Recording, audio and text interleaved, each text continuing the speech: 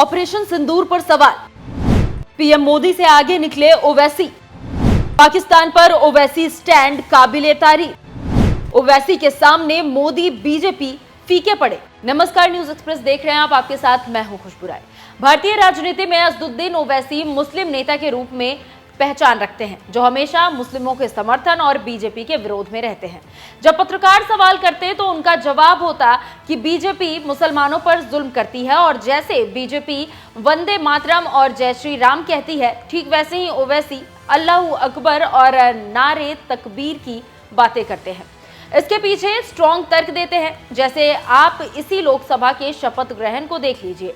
सभी सांसद शपथ ले रहे थे तो ओवैसी का नाम जब पुकारा गया तो उन्होंने शपथ लेते हुए उर्दू का प्रयोग किया। जय श्री राम के नारे के जवाब में जय फिलिस्तीन और अल्लाहू अकबर का नारा लगाया। बवाल हो गया, लेकिन ओवैसी टस से मस नहीं हुए। ओवैसी आरएसएस चीफ मोहन भागवत के बयान भारत माता की जय का विरोध भी करते हैं, लेकिन समय एक जैसा हमेशा नहीं रहता। 22 अप्रैल को पहलगाम में आतंकियों ने 26 लोगों की हत्या कर दी। फिर क्या था, देश गुस्से से लाल हो गया और एक साथ पाकिस्तान की आलोचना करने लगा। मामले की गंभीरता को देखते हुए सरकार ने 24 अप्रैल को सर्वदलीय बैठक बुलाई, जिसमें सभी विपक्षी दल सरकार के समर्थन में खड़े रहे, मगर ओवैसी अलग ही तेवर में नजर आए। ओवैसी ने आतंकवाद का विरोध किया, ऑपरेशन सिंदूर के समर्थन के साथ पाकिस्तान में हो रही बदजुबानी और ट्रोलिंग का तीखा और दिल में चुभने वाला जवाब दिया। अंदाज भी ऐसा कि ओवैसी के कट्टर विरोधी भी दिल से उनकी तारीफ करने लगे, और आज तो आलम यह है कि हर कट्टर उनको अपनी वॉल पर तारीफ कर रहे हैं। पहलगाम आतंकी हमले के बाद ओवैसी ने इतना तीखा हमला पाकिस्तान पर किया है, आतंकवादियों को कुत्ता तक कह दिया, लश्कर-ए-तैयबा को पाकिस्तानी हुकूमत की नाजायज औलाद बता दी।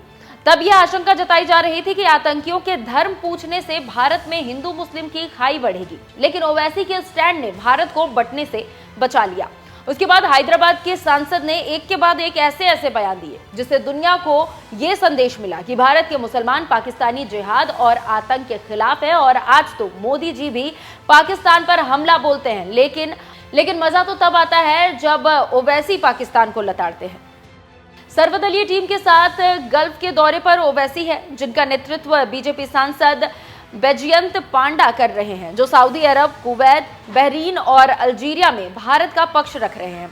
भारत ने पाकिस्तान की पोल खोलने के लिए विदेश की धरती से मोर्चा खोल रखा है। बहरीन में ओवैसी ने कहा कि पाकिस्तानी सेना प्रमुख असीम मुनीर को कुरान शरीफ के आयतें सही से पढ़ना नहीं आता। पाकिस्तान को विक्टिम कार्ड के बजाय हकीकत को पहचानना चाहिए। बहरीन में ओवैसी ने कहा कि पाकिस्तान पीड़ित नहीं बल्कि हमलावर है। कुरान आतंकवाद की निंदा करता है। कुरान में साफ कहा गया है कि किसी एक निर्दोष की हत्या पूरी मानव जाति की हत्या के समान है।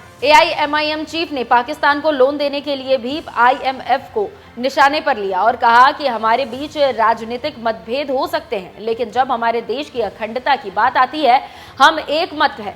ये बात पाकिस्तान को समझना चाहिए। तो आप समझ सकते हैं कि कैसे ओवैसी गल्फ में पाकिस्तान के खिलाफ गदर काट रहे हैं और कितना असर इसका होता हुआ नजर भी आ रहा है। ओवैसी की बातों का असर गल्फ में हो ना हो, लेकिन भारत में खूब हो रहा है, और आजकल मोदी से ज्यादा ओवैसी की चर्चा होने लगी है। लोग कह रहे हैं कि पहली बार ओवैसी ने पाकिस्तान की ऐसी की तैसी करके रख दी है। विश्लेषकों की माने तो भारत में पहलगाम के बाद अगर कोई उभर कर सामने आया है तो वो है असदुद्दीन ओवैसी।